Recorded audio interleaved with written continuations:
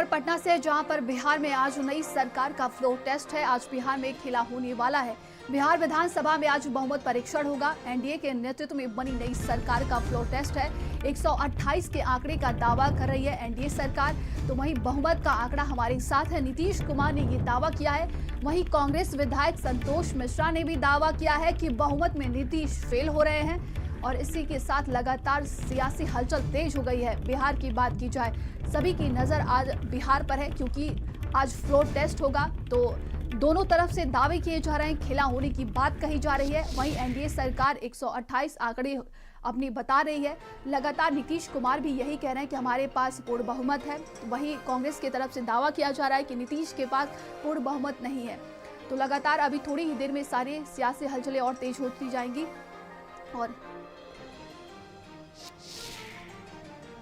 सत्य परेशान हो सकता है, पराजित नहीं। हम होंगे कामयाब, मुझे पूरा है विश्वास। इसलिए आज 2-4 घंटे में सब पता चल जाएगा।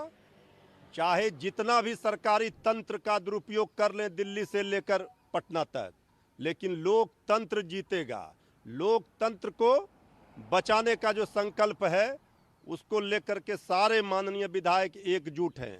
सभी माननीय विधायकों ने संकल्प लिया है कि बिहार को बचाना है, बिहार के भविष्य को सजाना संवारना है, तो फिर इस सरकार को हटाना है। तैयारी तो जनता ने पहले ही जनादेश दिया था। एनडीए के जनादेश है, एनडीए के साथ है।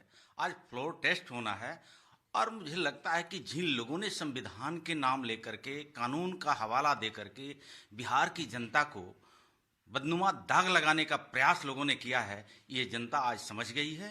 संविधान का उल्लंघन महागठबंधन करता है, कानून का उल्लंघन महागठबंधन करता है। फ्लोर टेस्ट में एनडीए एकजुट है, एकजुट था, एकजुट रहेगा। आज दूध का दूध और पानी का पानी हो जाएगा। मैं तो आपको स्पष्ट बताना चाहता हूं, नीतीश कुमार जी की सरकार को गिराना मुश्किल ही नहीं है, नामुमकिन है। जो दल हमारे नेता के सामने, हमारे दल के सामने, हमारे गठबंधन के सामने सीधा मुकाबला नहीं कर सकता है, वो कोई भी षड्यंत्र रच ले, उसका षड्यंत्र संभव नहीं है, सफल नहीं होगा। हमारी, आप तो जानते हैं नहीं किस तरह से पर्दा के पीछे किस तरह से खेला खेल रहा है, आप लोग को मालूम ही है। नहीं, देखिए, जो हम लोग ट्रेडिशनली करते रहे सुरक्षा व्यवस्था, जब भी विधानमंडल का सत्र शुरू होता है तो हम लोग परंपरागत रूप से सुरक्षा की व्यवस्था, खासकर जो पहले 2-3 दिन होते हैं उन दिनों पे विशेष रूप से, और फिर जब कभी भी कोई बड़ी किसी संगठन का धरना प्रदर्शन होता है तो उस संबंध में भी हम लोग करते हैं। तो उसी के तहत जो है, क्योंकि आज फर्स्ट डे है, तो हम लोगों ने सुरक्षा व्यवस्था जो है कर रखी। तो ये देखिए, अब आपको बता दें कि बिहार के विधानसभा में कुल 243 सीटें हैं और बहुमत के लिए 122 आंकड़े चाहिए।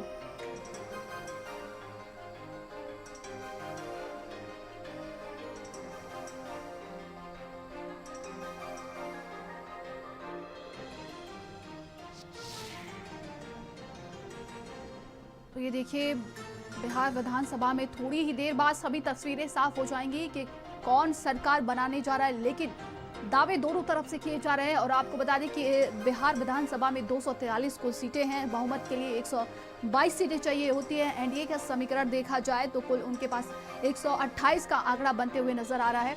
और वहीं 100 और हमारे साथ राजनीतिक विश्लेषक अरुण कुमार पांडे जी जुड़ गए हैं। बहुत बहुत स्वागत है आपका भारत समाचार में। अरुण जी, देखिए, जिस तरीके से लगातार बिहार में सियासी हलचल तेज हो गई है, क्या लगता है आज क्या हो सकता है इस वक्त बिहार में? देखिए, आज बिहार असेंबली में जो अभी बिहार विधानमंडल का बजट शुरू हो रहा है, तो अभी 11 बजे राज्यपाल यहाँ पहुंचेंगे और दोनों सदनों की संयुक्त बैठक को संबोधित करेंगे। इसलिए संविधान में व्यवस्था है कि साल में कोई पहली सीटिंग जो होगी, कोई पहला सत्र का पहला सीटिंग, तो उसमें स्टेट में असेंबली में गवर्नर एड्रेस करते हैं और पार्लियामेंट में, लोकसभा में राष्ट्रपति। उसी संवैधानिक अनिवार्यता के तहत बड़े राज का संबोधन होगा। जो अभी नवनिर्मित बिहार असेंबली के बगल में एक सेंट्रल हॉल बना है, उसमें उनका ज्वाइंट सीटिंग होगी दोनों हाउस की, उसमें उनका संबोधन होगा। उसके बाद असेंबली में स्पीकर के खिलाफ रूलिंग दल, जिसका आपने ठीक ही अपनी भूमिका में बताई कि 128 विधायक उनके साथ हैं, उनकी ओर से स्पीकर जो राजद के हैं अवध बिहारी चौधरी, उनको हटाने की नोटिस दे रखी गई है। तो सबसे पहले वो विषय टेकअप होगा। अब अभी जो एक राजनीतिक खलबली है, देखिए सरकार के कोई बनने और जाने का खतरा मुझे नहीं दिख रहा है। संख्या बल जो असेंबली में है उसमें जितने मेंबर, मैं मानता हूं कि आज की तारीख में जो अभी 28 तारीख को एक खेला हुआ और नीतीश कुमार ने पाला बदल करके राजद का, कांग्रेस का साथ छोड़ के बीजेपी से फिर सरकार बनाई है, तो इन जनरल एक पीपुल्स परसेप्शन भी आप कहेंगे, वो इसको बहुत अच्छा नहीं माना। और नीतीश कुमार भले ही 9वीं बार सीएम बन के अपना रिकॉर्ड बनाया, लेकिन उनके पार्टी में भी एक बहुत ही नाराजगी है, असंतोष है। उसके कई कारण हैं। एक तो कारण यह है कि अब असेंबली का चुनाव निकट आ रहा है, लोकसभा का चुनाव सिर पर है। अब उसमें वही चंद चेहरे हैं, इसीलिए कि जो अभी असेंबली में जदयू के सीएम सहित 13 मंत्री बन सकते हैं संख्या बल के हिसाब से। उसी तरह से बीजेपी के स्पीकर के अलावा 15 मंत्री बन सकते हैं। तो एक एक्सपीरियंस है कि बीजेपी तो कई अपना नया चेहरा को सामने ला रही है, लेकिन जदयू में वो प्रयोग नहीं है। जदयू में वही पुराने चेहरे हैं, वही मंत्री, कुछ खास चेहरे हैं जो मुख्यमंत्री के इर्द गिर्द होते हैं। कुछ ऐसे विभाग हैं जो पिछले 16-17 साल से अधिकारियों के 10-12 ऐसे अधिकारी हैं जो नवरत्न कहे जाते हैं, जिनके बारे में जनरल आम धारणा है कि वो साफ सुथरा छवि के नहीं है, उनको निर्माण कार्य मिलता है। आज पूरी नौकरशाही के हवाले है नीतीश कुमार की वर्किंग। इन सब कारणों से जदयू के विधायकों में क्षोभ है, असंतोष है।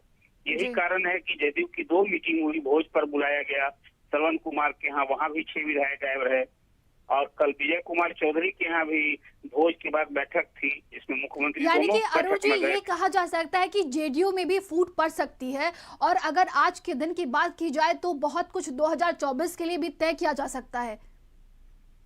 देखिए, एक बात तो ये कह सकते हैं अभी कि जदयू में बहुमत तो साबित हो जाएगा, इसमें मुझे कोई इसी के संख्या बल के हिसाब से। देखिए, पहले यही स्पीकर के खिलाफ नो कॉन्फिडेंस मोशन यदि हाउस में अडॉप्ट हो जाता है तो उस पर वोटिंग होगी, तो जो मेंबर हाउस में रहेंगे वही काउंट होगा जी। तो आप 243 का हाउस है और उसमें अभी विपक्ष के पास 115 विधायक हैं।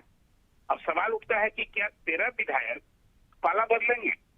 मुझे इसकी दूर दूर तक कोई कुछ विधायक, 2-4 विधायक ऐसे हैं जो लोकसभा का चुनाव लड़ना चाहते हैं। अब वो पाला भी बदलेंगे तो उनकी मेमोरी भी गंवानी होगी। कुल मिला जुलाकर कोई असेंबली का अभी मान लिया विधानसभा भंग हो जाए और चुनाव कराने की नौबत हो, कोई विधायक नहीं चाहता है एक दिन पहले छोड़ना। यही वो कारण है जिसके कारण नीतीश कुमार को वो ताकत मिली है कि विधायक चुनाव में नहीं जाना चाहते हैं और ये डर है कि कहीं असेंबली में भंग करके नीतीश कुमार चुनाव न करा दें। ये बातें सियासी गलियारे में ज्यादा है। तो कुल मिला जुला करके मैं ये मानता हूँ कि सब कुछ एक खलबली है और इसका संकेत सिर्फ ये है कि नीतीश कुमार के खिलाफ विधायकों में क्षोभ, असंतोष है, उसका कारण है। लेकिन वो बगावत नहीं करेंगे। और देखिए, पार्टी में टूट नहीं है, टूटने के लिए तो 45 विधायक हैं, 30 विधायक इकट्ठे होंगे तभी टूट होगी। फूट हो सकती है, वो फूट 1-2-3 विधायकों की हो सकती है। उसे सरकार की सेहत पर सरकार अपना बहुमत साबित करेगी, इसलिए कि असेंबली में 115 यदि स्पीकर के पास है तो 116 ही सत्ता पक्ष के पास वोट होंगे तो स्पीकर आउट हो जाएंगे, उनको कुर्सी छोड़नी होगी। संख्या बल जो असेंबली में जो मेंबर उपस्थित होंगे उन्हीं की काउंट होगी, वहां कोई बहुमत का आंकड़ा नहीं चाहिए 122 का। अब इस खेल में राजद में भी कुछ 1-2 विधायक ऐसा आपने देखा कि देर रात कल चेतन आनंद के को लेकर के पुलिस ने छापेमारी की, देर रात से उसको वहां से ले गई। एक और विधायक, वो बीना देवी के बारे में चर्चा है कि वो भी राजद में जो अनंत सिंह की पत्नी है, 1-2 विधायक वहां भी टूट सकते, ये चर्चा है।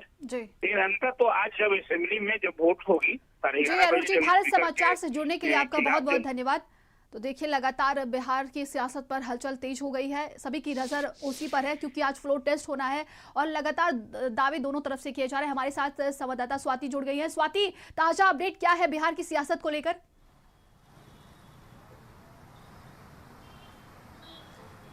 देखिए, आज दिलचस्प होना है देखना कि जिस खेला की बात लगातार आरजेडी की तरफ से की जा रही थी पिछले कई दिनों से, क्या वो खेला होगा, क्योंकि जेडीयू के कई विधायक हैं जो बताए जा रहे हैं कि संपर्क में नहीं है। लेकिन अगर हम पक्ष की बात करते हैं तो 128 जो बहुमत पक्ष है वो है सरकार के पास, सत्ता पक्ष के पास। दूसरी तरफ अगर हम विपक्ष की बात करते हैं तो 114 से 115 उनके पास वोट है, लेकिन 122 चाहिए। तो ऐसे में 7 से 8 विधायक कहां से लेकर आएंगे तेजस्वी यादव, ये सवाल अभी भी बरकरार है। लेकिन 2000 को भी याद करना होगा, जब कुछ दिन के लिए ही बस मुख्यमंत्री नीतीश कुमार रह पाए थे क्योंकि बहुमत परीक्षण में फेल हो गए थे, पास नहीं हो पाए थे, जिसकी वजह से सरकार चली गई थी। अब आज फ्लोर टेस्ट अब से थोड़ी देर बाद ही शुरू होगी, लेकिन ये इसलिए कहा जा रहा है आरजेडी की तरफ से, नीतीश कुमार ने जो बैठक बुलाई उसमें कुछ विधायक नहीं पहुंचे थे, उसके बाद भी जो बैठक की गई उसमें भी कुछ विधायक नहीं पहुंचे थे, और यही कहा जा रहा था कि क्या ये विधायक आरजेडी के संपर्क में है। लेकिन यही देखना जो है वो अहम होगा, जब अब से थोड़ी देर बाद ही सदन की कार्रवाई शुरू होगी और फ्लोर टेस्ट होगा तो उसमें कितना जो है वो सत्ता पक्ष के पास वोट जाता है और कितना विपक्ष के पास। लेकिन आरजेडी पूरी तरह से जो है वो कॉन्फिडेंट दिख रही है कि सरकार बनाने जा रही है, लेकिन कहां से 7 से 8 वोट आरजेडी लेकर आएगी ये भी देखना महत्वपूर्ण होगा। और अब से थोड़ी देर बाद ही तस्वीरें बिहार को लेकर साफ हो जाएगी क्योंकि अभी हाल में ही वहां पर सरकार बदली है। पहले जेडीयू और आरजेडी की सरकार थी, अब एनडीए की सरकार है वहां पर, क्योंकि जेडीयू एनडीए के साथ है, पहले आरजेडी के साथ हुआ करती थी। मुख्यमंत्री नीतीश कुमार है, फ्लोर टेस्ट आज होना है। पूरी देश की निगाह जो है वो इस वक्त बिहार पर टिकी हुई है कि क्या फ्लोर टेस्ट में नीतीश सरकार जो है वो पास हो पाएगी। ये अब से थोड़ी देर बाद ही पता चल जाएगा और तस्वीरें पूरी तरह से साफ हो पाएगी। तमाम जानकारी के लिए बहुत बहुत धन्यवाद आपका स्वाति।